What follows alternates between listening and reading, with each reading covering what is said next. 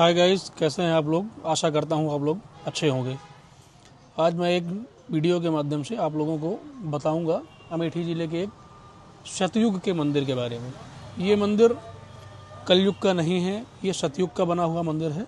और सबसे बड़ी विशेषता यहाँ के मंदिर की ये है कि यहाँ पर एक अमृत कुंड है, जो माता जी का अमृत कुंड है।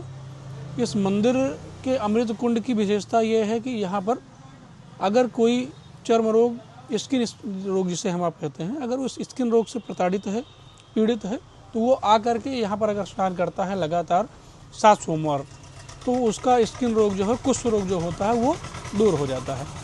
तो अगर आप मेरे चैनल पे नए हैं तो मेरे वीडियो को और चैनल को सब्सक्राइब करिएगा, वीडियो को लाइक जरूर कर दीजिएगा और घंटी वाले बटन को एक बार दबा दीजिए ताकि सारा नोटिफिकेशन आप लोगों तक आसानी से पहुँच सके।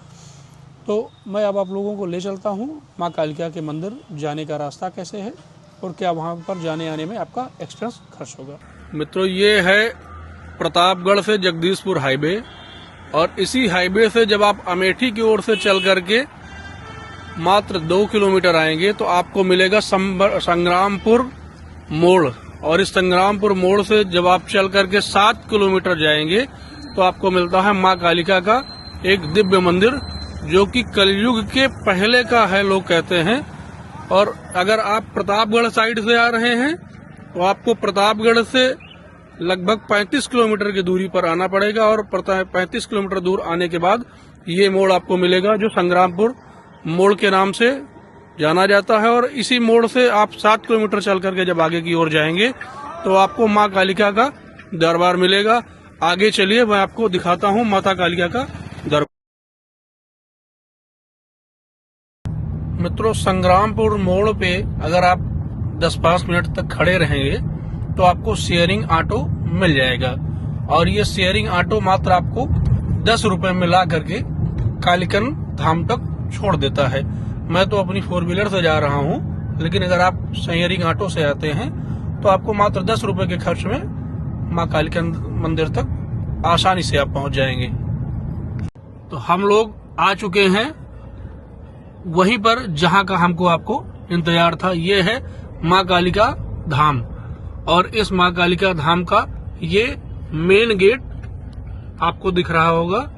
संग्रामपुर माँ कालिका धाम का ये मेन गेट है। इस गेट से आप एंट्री करते हैं और इसके बाद आप लगभग 100 से 150 मीटर पैदल चलेंगे। पैदल चलने के बाद आपको माता रानी का मंदिर मिल जाएगा। ये है माँ कालिका धाम के मंदिर की पार्किंग। इस पार्किंग में ही आप अपनी गाड़ी से अगर आते हैं तो लाकर के गाड़ी खड़ी कर सकते हैं। ये देख रहे होंगे, बहुत ही बड़ी पार्किंग है। यहाँ पर लगभग हजारों गाड़ियां एक साथ खड़ी हो सकती हैं। ये गेट के बगल की दुकानें हैं, और यहाँ से आप प्रसाद, फूल माला, मिठाई ले सकते हैं।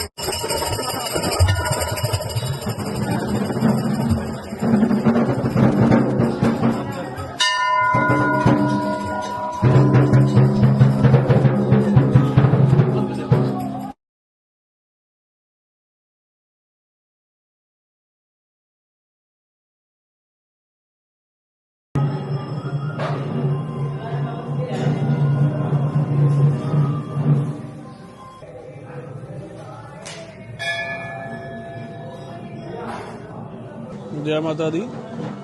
मित्रों, आप लोगों को दिख रहा होगा, ये सुबह सुबह 6 बजे का क्राउड है जो माँ कालिका के मंदिर का है।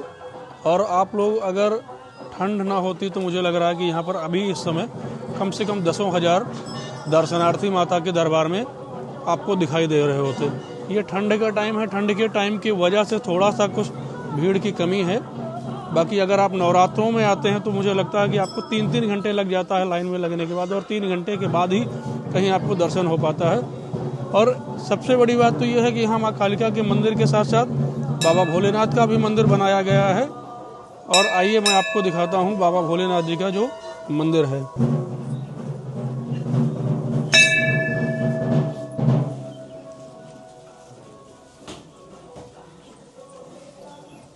ये हमारे बाबा भोलेनाथ जी का मंदिर है। पर माता गायत्री देवी का भी मंदिर बनाया गया है। ये माँ गायत्री का मंदिर है, जो कि प्राण प्रतिष्ठित माता का मंदिर है। आइए मैं आपको दर्शन कराता हूँ माता गायत्री देवी का। मित्रों, ये था सभी माताओं का, बाबा भोलेनाथ का और माँ कालिका के मंदिर का दर्शन। आगे चल कर के मैं आपको यहाँ के जो मेन पुजारी हैं उनके माध्यम से यहाँ की जो कथा है माता रानी की और यहाँ के अमृत कुंड की जो महत्वाकांक्षा क्या है यहाँ की, वो मैं आप लोगों तक पहुँचाने वाला हूँ। आइए मैं आपको मिलवाता हूँ यहाँ के जो पुजारी हैं।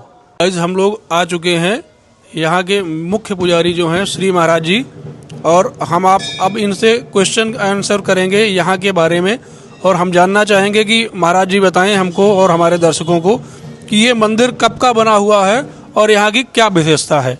महाराज जी धन्यवाद आपको।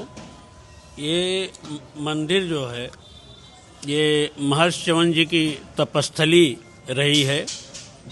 मनुसुत सरियात के भई सुकन्या एक, तिसरे में रेखण कथा वर्णों सहित विवेक। महाराज सरियाती की लड़की सुकन्या मनु के लड़के थे, तो ये ईसा पूर्व का माना जाता है, सतयुग का। महर्षि च्यवन जी के कार्यकाल का है, चूँकि यहाँ पर च्यवन जी तपस्या रस थे। यहाँ से उत्तर में जितनी दूरी पर सरजू जी हैं, दक्षिण में उतनी दूरी पर गंगा जी हैं। तो गंगा सरजू योर मध्य अमेठी जनपदांतर गते, गंगा सरजू का मध्य होने के कारण ये संगम, दोनों नदियों का संगम माना जाता है, मध्य माना जाता है। यही कारण है कि यहाँ पर महर्षि च्यवन जी ने अपना तपस्या स्थली बनाई थी, और महर्षि च्यवन जी ने यहीं पर च्यवनप्राश का आविष्कार किया था, शक्तिवर्धक चूर्ण का आविष्कार किया था। इसी वजह से यहाँ पर आंवला प्रचुर मात्रा में पाए जाते हैं, और उन्हीं के द्वारा अश्वनी कुमारों ने आकर के उनको युवा किया था। चूँकि कथा सुख सागर में, देवी भागवत में, श्रीमद् भागवत में, कालिका पुराण में 9वें स्कंद के 3रे अध्याय में वर्णित है। तो यहाँ पर तपस्यारत थे, दीमक लग गया था, ज्योति चमक रही थी आँखों की बिंब से, दीमक के बिंब से। तो उसमें हीरा जवाहरात समझ करके निकालने का प्रयास सुकन्या ने किया था, जिससे आंखें फूट गई थी। तो अश्वनी कुमारों ने उनको युवा किया था और आंखों की ज्योति वापस की थी। तो क्या ये मंदिर कलयुग का है या कलयुग के पहले का है? कलयुग के पहले का, सतयुग का माना जाता है। ये बाद में धीरे धीरे जैसे जैसे कालांतर बीतता गया, यहाँ अमेठी के राजा भगवान बकत सिंह के द्वारा मंदिर का जीर्णोद्धार कराया गया था। माता जी की जो शिला है जिसमें माँ स्वयं विराजमान हैं, अमृत की रक्षा के लिए स्वयं अपने गणों के सहित पाषाण स्वरूप हुई हैं। तो उस पे ही मंदिर का निर्माण अमेठी के राजा भगवान बकस के द्वारा बनवाया गया था। अयोध्या से बुला करके यहाँ पुजारी रखे गए थे, और तब से ये माता जी का पूजा अर्चन चल रहा है। जनश्रुतियों के अनुसार यहाँ पर औरंगजेब ने जब चढ़ाई किया था, उसे पता चला कि अमृत है, तो खुदाई कराने के नियत से यहाँ पर आया, तो मंदिर घूमने लगा था। तो माता जी का मुँह पश्चिम को हो गया। तब से पश्चिमा दिशा की ओर माँ का मुख है, और तब से पूजा अर्चना चल रही है। महाराज जी, मैं एक क्वेश्चन आपसे और करूँगा। यहाँ पर एक कुंड मैंने अभी देखा कि बना हुआ है, ये कुंड क्या है और इसकी क्या विशेषता है? इसी में इसे 12 तलिया पहले कहते थे, और सूर्य कुंड के नाम से प्रसिद्ध था। अमृत सरोवर भी इसे कहते हैं। तो ये इसी में महर्षि च्यवन जी ने स्नान करके युवा हुए थे। तो आज भी विशेषता है जो इसमें स्नान इत्यादि करता है, कई लोगों के चर्म रोग ठीक हो जाते हैं। विशेष करके माँ के चरणों की नीर लगाने से नेत्र विकार दूर होते हैं। कितने लोगों के चश्मे उतर गए हैं, कितने की फूलियाँ ठीक हो गई हैं। तो यहाँ पर जो लाखों की संख्या में घंटे बंधे हैं, आस्था के प्रतीक हैं। जिनकी मनोकामना माँ भगवती पूरा करती हैं, वो यहाँ पर आते हैं, घंटा बांधते हैं, टिकरी पूड़ी इत्यादि चढ़ाते हैं, ब्राह्मणों को भोजन कराते हैं, दान इत्यादि करते हैं। महाराज जी, यहाँ पर मैंने अभी बाहर देखा कि कई कमरों के 12 दरी बने हुए हैं। ये जो 12 दरी बने हुए हैं, ये किस लिए बने हुए हैं और यहाँ पर क्या किया जाता है? ये दर्शनार्थियों के लिए, जैसे आकर के रात्रि विश्राम कर सकते हैं, भंडारा इत्यादि कर सकते हैं, या जो लोग टिकरी इत्यादि चढ़ाते हैं उनके सुविधा के लिए धर्मशाला बनवाए गए हैं। बहुत से धर्मशाले यहाँ पर हैं, जैसे 2500 की संख्या में हैं। जिससे कोई समस्या न हो, दर्शनार्थियों को पूरी सुविधा मुहैया कराई गई है। महाराज जी, यहाँ पर मंदिर के पास लगभग कितने बीघे जमीन होगी? 20 बीघे 9 धूर 20 बीघे 9 धूर मंदिर के नाम दर्ज है, और उसी में मेला लगता है, उसी में दर्शनार्थी लोग अपना भंडारा इत्यादि करते हैं। महाराज जी, मैं अपने दर्शकों के माध्यम से एक क्वेश्चन आपसे और करना चाहूँगा। यहाँ पर नवरात्र में कुछ स्पेशल होता है? यहाँ मंदिर प्रांगण में कुछ स्पेशल कराया जाता है? पूजा अर्चना होती है? यहाँ पर हवन यज्ञ जो की जाती है, उसमें आप लोगों के माध्यम से अगर मान लीजिए जनता ज़्यादा बढ़ करके आती है, कोई ऐसी यज्ञशाला भी बनी हुई है जहाँ पर इकट्ठे लोगों को बैठा करके नवरात्रि में हवन पूजन कराया जा सकता है? उसके लिए विशेष व्यवस्था दी जाती है, जिससे कि भीड़ जो है कई जगहों पर बांट दिया जाता है। कई कुंड बनवाए जाते हैं, एक कुंड पे व्यवस्था नहीं हो पाती है तो कई कुंड बनवाए जाते हैं। अलग अलग कुंडों पर सबको व्यवस्थित कर दिया जाता है। एक यहाँ पर यज्ञशाला है, 30 बाई 30 की यज्ञशाला बड़ी रूप से है, जो नवरात्र में उसमें सतचंडी होती है। नवरात्र में दर्शनार्थियों के भीड़ के बढ़ने के कारण यहाँ पर प्रशासनिक व्यवस्था, बाहर से फोर्स मंगाई जाती है, हमारे थाने के लोग रहते हैं, पूरी मदद करते हैं ताकि जो है किसी दर्शनार्थी को असुविधा न हो। मंगला आरती में लगभग कई हजार लोग एकत्रित होते हैं और उनको प्रसाद व्यवस्था मंदिर की तरफ से की जाती है, फल के प्रसाद की व्यवस्था की जाती है। महाराज, यहाँ की जो प्रातः काल की आरती होती है, जिसे आप मंगल आरती के नाम से कहते हैं, वो सुबह का टाइम क्या होता है यहाँ का? सुबह 4 बजे मंगला आरती होती है और शाम को 8 बजे शयन आरती होती है। इन 2 आरतियों में लगभग सुबह में तो कम 300-400 लोग रहते हैं, लेकिन शाम की आरती में लगभग मान के चलिए कि 5 से 7 हजार आदमी आरती में रहते हैं। उन सबके प्रसाद की व्यवस्था मंदिर की तरफ से की जाती है। बहुत बहुत धन्यवाद महाराज जी। ये तो मित्रों, ये थे हमारे स्त्री महाराज जी, जिन्होंने आपको पूरी जानकारी दी है, माँ कालिका के मंदिर की विशेषता बताई हुई है, और यहाँ पर ये मंदिर कब का हुआ है ये भी आपने सुना होगा। तो ये मंदिर जो है ये कलयुग का नहीं है, ये सतयुग का मंदिर है, और यहाँ पर च्यवन ऋषि जी आए थे और उन्होंने यहीं से च्यवनप्राश का भी आविष्कार किया था। तो आगे चल करके मैं आपको कुछ चीज़ें यहाँ की जो अभी छोटी हुई हैं, मैं आपको उस चीज़ों का दर्शन कराऊंगा और आपको मैं दिखाऊंगा। महाराज जी का बहुत बहुत धन्यवाद, आपको सादर प्रणाम। ये महर्षि च्यवन मुनि के आश्रम का अतिथि गृह है। अभी महाराज जी के द्वारा दिए गए इंटरव्यू में आप लोगों ने महर्षि च्यवन मुनि जी का नाम सुना था। यह है यज्ञशाला। यहीं पर नवरात्रों में जब भक्तों की, श्रद्धालुओं की संख्या बढ़ती है तो अष्टमी और नवमी की तिथि पर यहीं पर महाराज जी के द्वारा हवन कराया जाता है, और यहाँ पर 9 कुंडीय यज्ञशाला बनाई गई है, और इस यज्ञशाला में लाखों आदमी अष्टमी और नवमी के दिन हवन करने के लिए एकत्रित होते हैं।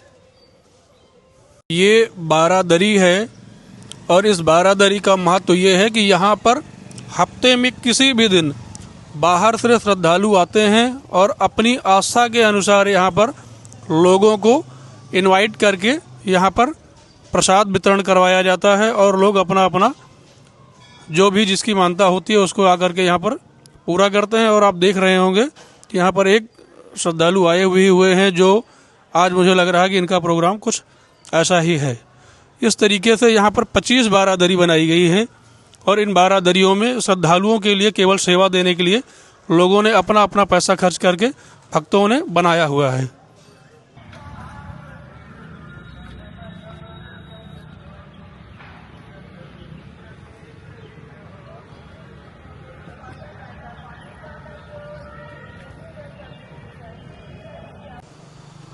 गाइज, अगर मेरे द्वारा दी गई जानकारी आपको अच्छी लगी हो, आपको पसंद आई हो वीडियो मेरी, तो प्लीज़ मेरी इस वीडियो को लाइक ज़रूर करिएगा और चैनल को सब्सक्राइब कर लीजिए, ताकि मेरे आने वाले वीडियो आप लोगों तक आसानी से पहुंच सकें। जय माता दी, जय माँ कालिका। मिलते हैं फिर एक नई वीडियो के साथ। हर हर महादेव।